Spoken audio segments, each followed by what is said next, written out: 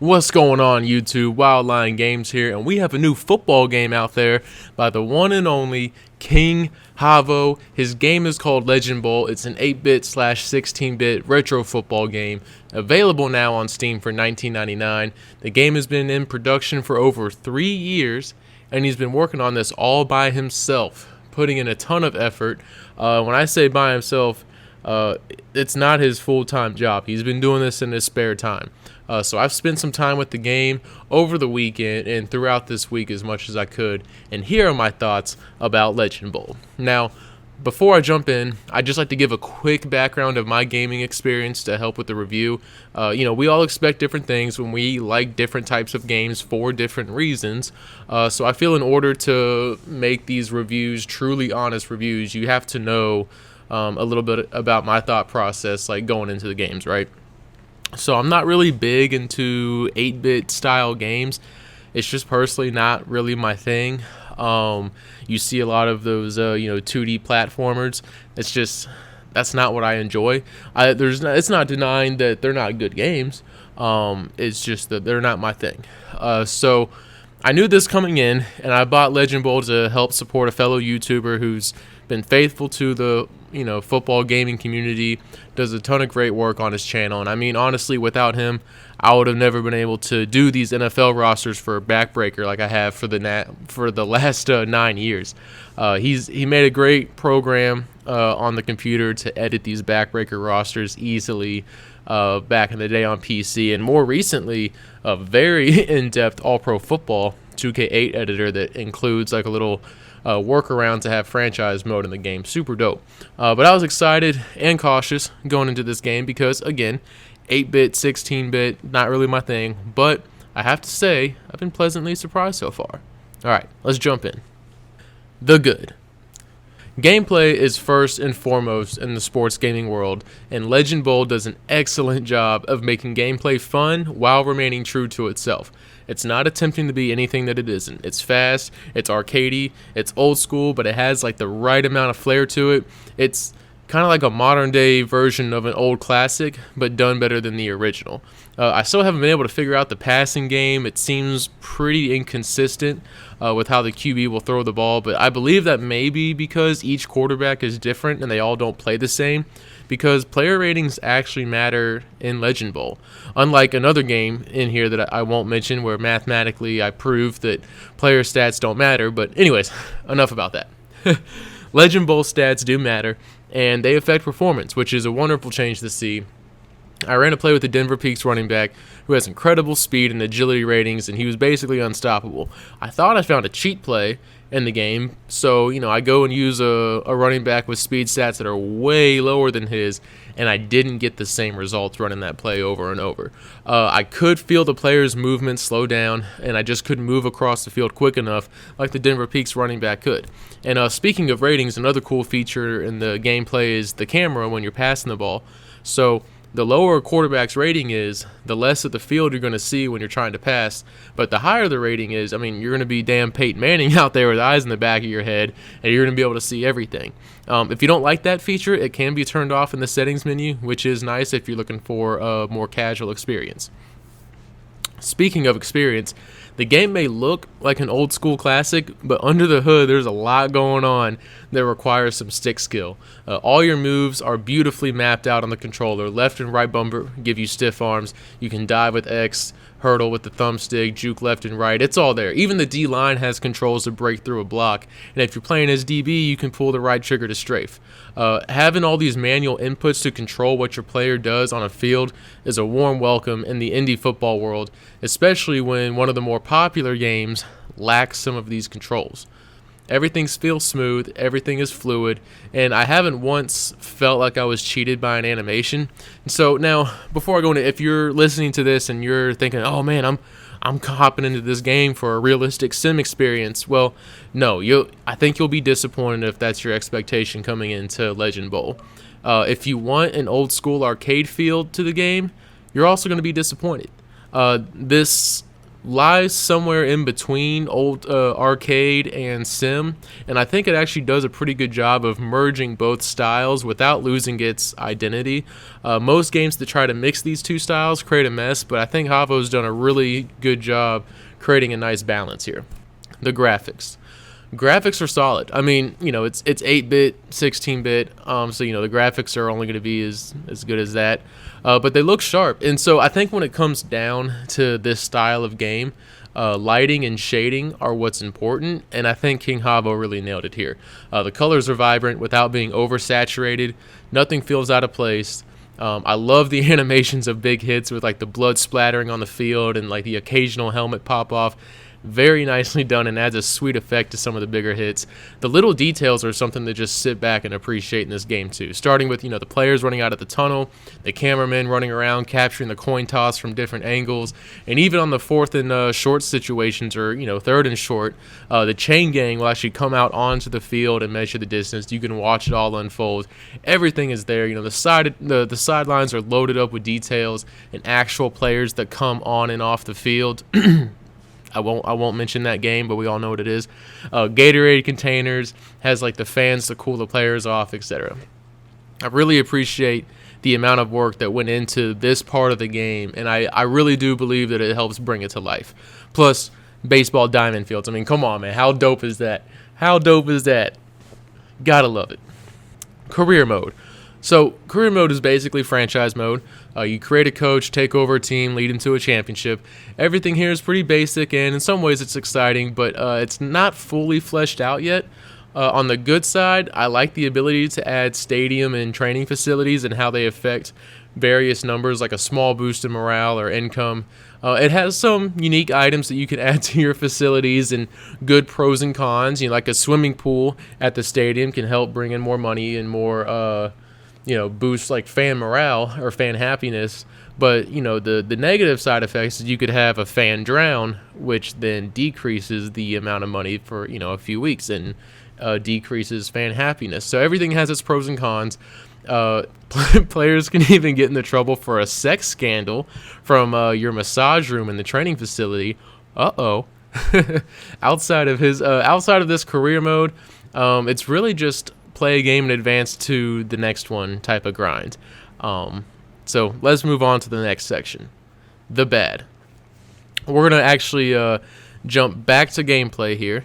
There are a few things that stand out to me that need to be fixed. One of them is the passing game and how it seems that receivers don't really run the intended routes drawn up, which can lead to some headaches. Throwing a quick slant doesn't seem possible, but for how long it takes the ball to arrive to the receiver. And even when you hold the receiver icon down, it takes too long, so that your quick 3-step slants are now happening 10 yards down the field. Receivers have a tendency to run their routes like corner routes and drift upfield and away from you, especially on drags and digs. If you don't know what a drag or a dig is, a drag is basically you're right underneath linebacker depth, running your route all the way across the field. And a dig is basically a 10-yard in route. And so when these receivers are drifting upfield away from you, it can create headaches, man, because that's all route techniques that we teach receivers not to do, starting at the high school level and sometimes earlier. Several AI issues occur, especially on defense. You'll find defenders standing idly by as you run past them, and receivers and DBs will just kind of stare at each other motionless but engaged like they're supposed to be blocking. Stamina recovery I thought was really cool, but it seems to have some inconsistency as well. At times, I could let the animations / cutscenes, whatever you want to call them, in between plays, play out, let the play clock get low, and I could actually see my players' stamina meters slowly recover. And I thought this was super dope until it didn't happen. My running back stamina bar never recovered, and so I called timeout and let the timeout go, let the play clock run down, and the stamina meters still didn't move. Speaking of animations, it's really easy to game the system for delay of game calls against the CPU, especially after a long run or pass play. Just let those animation cutscenes between plays ride out. King Javo's excellent attention to detail kind of bites him in the ass here, because several times in a single drive you can get a delay of game called in your favor by letting the cutscenes play out, because those AI players won't be able to return to the huddle fast enough and get the play call in and get set at the line of scrimmage. The ugly. So now we're jumping back to career mode. I know this game is in early access, but it has a price tag attached to it, so I'm going to give it an honest review in the current stage that it's in with the asking price. Career mode has one cool feature in it, and that's that ability, like I mentioned earlier, to upgrade your stadium and facilities, and you all know what I'm talking about. But outside of that, it's pretty basic. I played through an entire season, and I never noticed my earnings go up or down, so I'm unsure of how my upgrades helped increase anything as far as my income goes. I also didn't see anything for fan happiness and it's like tickets that I sold. So those upgrades, while they're cool, doesn't seem to have. I know they have benefits and risks listed, but I didn't see anything where I actually got to see that come into play, if that makes sense. The game also seems to stop working once the season is over. I actually ended up winning the Legend Bowl championship, but there's nowhere for me to go from there. There's no off-season menu, no advance button, so I'm kind of just stuck. The newspaper still doesn't even recognize that I won the championship or that the championship has even happened. Basically, I felt like I did all that work for no reward. Again, I know we're in early access, and eventually this issue will be fixed, but for now it's a bit of a bummer, and the mode as a whole feels a little bit shallow, because if you guys have ever heard me talk, you know that I'm a big fan of those extracurricular activities within franchise mode, right? Like customizing your team, customizing your stadium, doing your pricing, basically having owner mode in the game. I'm a huge fan of that. It's why I love 2K. It's why I love MVP Baseball 05. But you still need the fundamentals like scouting and drafting and trading, improving players. And it doesn't need to be your traditional NFL style or college style. Just something, look at Super Mega Baseball 3. They created their own system of scouting and signing players and having a budget to balance, right? So it doesn't have to be what we use in real life as far as the NFL and college goes, but you got to have something there to make the mode feel complete. Otherwise, it's kind of just season mode. So as you all know, I rate my games on this obscure scale that doesn't really exist, and I just use metaphors to describe the game. This review's taken me a little bit just because I've been struggling to come up with one that's creative and accurately expresses how I feel, but also the wider audience will understand. But I came up with something that I think accomplishes that, and I rate Legend Bowl Canadian football. It's still football. Canadian football is still football. It's still high quality play, but it may not be your first choice. You'll watch Canadian football because it's football. But if there's an NFL game on or there's a college game on, you're probably going to watch that first, right? Or if you're a huge NBA fan, you might switch over to the NBA. And that's kind of where I'm at with Legend Bowl at the moment. I think it's one of the stronger releases this year for football. But when it comes down to it, to be honest, I'm probably just going to pop in Backbreaker or NCAA 14 or even Madden 08. The gameplay's solid, the graphics are great, and the game has its own unique style that marries that sim and arcade feel very nicely.